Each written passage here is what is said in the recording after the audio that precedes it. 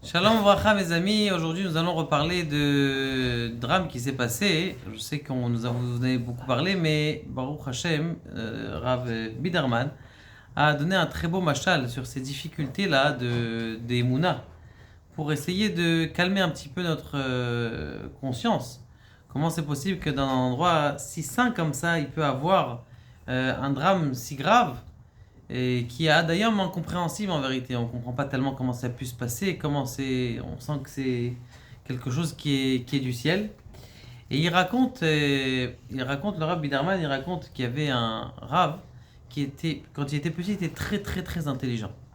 Une intelligence extraordinaire, jusqu'à ce que c'est devenu aux oreilles du sultan. Et du roi, c'était là-bas c'est une sorte de roi, comme ça on va dire. Et donc, Michel Stadt, il me semble.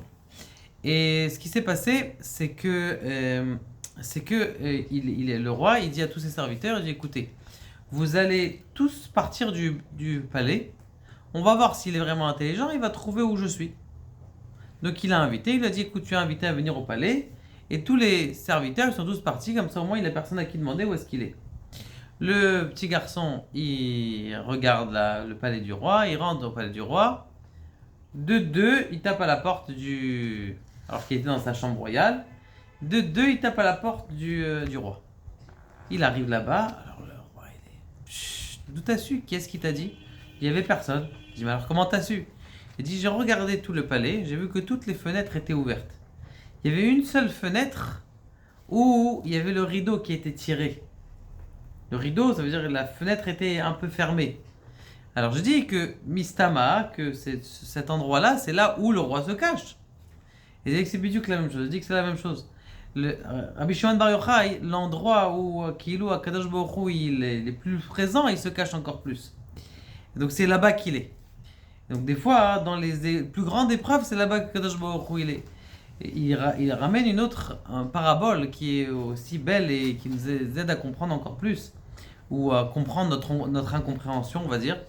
C'est que une fois, il y avait une, comment on appelle ça, une xéra. On n'avait pas le droit d'allumer les bougies de Shabbat. Ils n'avaient pas le droit d'allumer les bougies de Shabbat. Donc qu'est-ce qu'ils ont fait les gens? Ils sont partis acheter des rideaux qui sont épais. Comme ça au moins, même si j'allume les bougies de Shabbat, je vois pas que j'ai de la lumière chez moi. Ce qui se passe, c'est que il arrive chez le vendeur de rideaux et le vendeur de rideaux lui pose deux questions. Il lui dit, dis-moi combien elle est forte ta lumière. Combien elle est grande ta torche, combien elle est forte ta lumière. Alors il regarde, il vérifie, il lui dit bon, c'est une lumière à peu près grande comme ça. Il dit d'accord, on aurait dit aujourd'hui 50 watts, 30 watts, 20 watts. Il dit d'accord, très bien. Maintenant, dis-moi aussi de combien proche il est la lumière de la fenêtre. Parce que si la lumière elle est au fond de la pièce, ou la lumière elle est proche de la fenêtre, il y a moins d'éclairage. Il dit, ben, la lumière, elle est proche de la... Donc, il dit, plus la lumière, elle est forte, et plus la lumière, elle est proche de la fenêtre, plus le rideau que j'ai besoin d'un rideau épais. Si la lumière, elle est loin, donc j'ai besoin d'un petit rideau.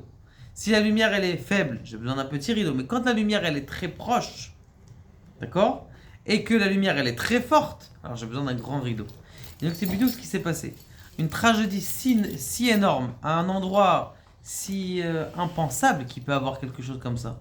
Lorsqu'on était là-bas, on a pensé aux yeux, ils ont dit bon, il y a un toit qui est tombé. On n'allait pas s'imaginer que c'était quelque chose comme ça. Bon, un toit qui est tombé, ils ont appelé les ambulances et ça y est, ça se finit à l'hôpital et pas plus.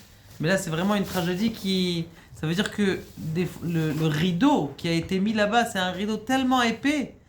Et ça montre justement la lumière qu'il y a là-bas. Un rideau tellement épais, ça veut dire que c'est vraiment un.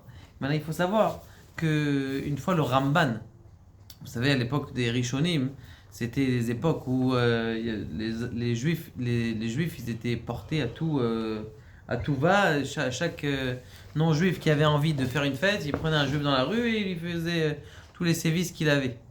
Et donc, il y avait un de ses élèves il était malade, il était jeune. Donc il est parti voir la Chevra Kadisha et le pauvre cet élève il est niftar. Il lui a mis un pétek en bas. Il lui a un pétek de Kabbalah, le Ramban, le Harizal. Il dit que le Ramban c'était un des plus grands Mekoubalim un des plus grands Mekoubalim des Rishonim. Et donc le Ramban il a mis un papier, il a dit à la Chevra Kadisha, vous allez mettre ce papier là, ce petit claf, ce petit parchemin dans sa main, comme ça il va pouvoir monter dans tous les cieux. Et comme ça il va pouvoir me venir en rêve de comprendre comment ça se fait qu'il y a tant de tragédies. Donc ce qu'il fait, c'est que Metzila il l'a enterré. 7 jours plus tard, l'élève il revient dans le Ramban, dans Nachmanide.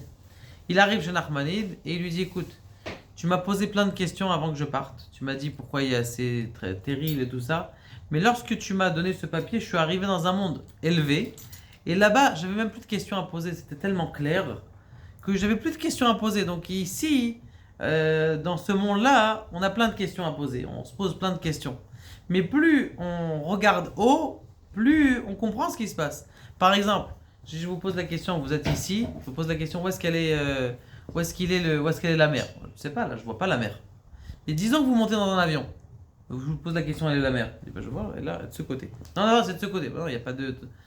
Quand on est sur Terre, quand on est bas sur Terre, on n'a pas beaucoup d'informations. Mais quand quelqu'un y monte de plus en haut, plus haut, eh bien, on monte. Alors justement, on est en train de voir doucement que toutes ces choses-là, c'est des choses que Akadosh Baruch Hu, c'est lui qui gère. Et on sait où il est. Et Bezrat Hashem, lorsque le Mashiach il va venir, eh bien, on saura que c'est malheur qu'on est en train de vivre. Parce que c'est un deuil. C'est pas un deuil que pour ses familles. C'est un deuil pour nous. Parce qu'on est tous remis en question. Parce que sinon, on n'aurait même pas été au courant. Si on est au courant, ça veut dire qu'on est dedans dans l'histoire. Chacun, il n'y a pas une famille qui est pas. On connaît, voilà, il y a des familles françaises, des familles ashkénazes, des familles sfarades, des familles comme ça. On a tous été choqués, on a tous du mal à cette chose-là. Donc ça veut dire que nous aussi, on est avec ces familles en deuil, bien sûr moins parce que on connaissait pas, mais il faut savoir que la lumière d'Akadosh Baruch Hu, elle est là et qu'il est en train de nous préparer une grande surprise. Baruch Adonai, la Olam, Amen.